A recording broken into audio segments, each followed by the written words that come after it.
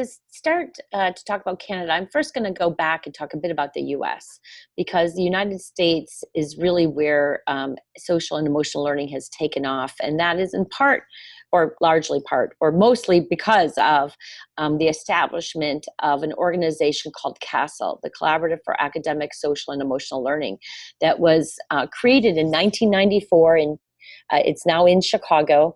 It was instigated and co-founded by Daniel Goleman, author of the best-selling book called Emotional Intelligence, and published in 1995, where he really he was a Harvard graduate, PhD, New York Times science writer, who really sort of culled all the research findings together to say, guess what? Your IQ only predicts 10 to 15% of your life success. There's a lot of other stuff that matters. And so he and Eileen Growald Rockefeller co-founded CASEL, the Collaborative for Academic, Social, and Emotional Learning, to become a central point with the aim or vision of advancing the science and practice of social and emotional learning. Now, in Canada, I want to say we're a little behind.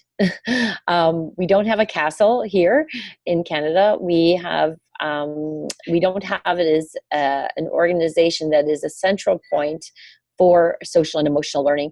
However, I would argue that this is sorely needed because in Canada, the uptake of social emotional learning is growing from Nova Scotia, which has a focus on social emotional learning in a number of programs, to British Columbia, which now has actually new legislation in their K-12 curriculum that embeds social and emotional learning. This went into effect of September of 2017.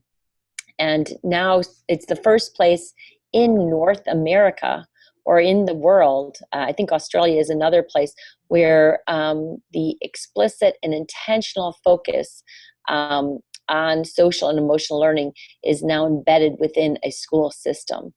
And I also have to say Carthy Foundation, which is one of the foundations that has coordinated with some other foundations, certainly McConnell, I think Max Bell, and others, has seen social and emotional learning as a priority for Canada.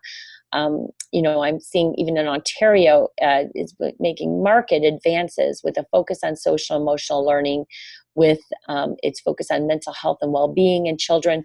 That's the other thing we need to think about. Like, is there social and emotional learning, and then there's mental health? No, they're all under one umbrella. They all are about children's well-being, social and emotional health, competencies, however you call it. So what I've witnessed over the past few years, and actually I have to say it's grown exponentially in just the past 3 or 4 years, is a need for some way to bring together wonderful initiatives that are happening across Canada.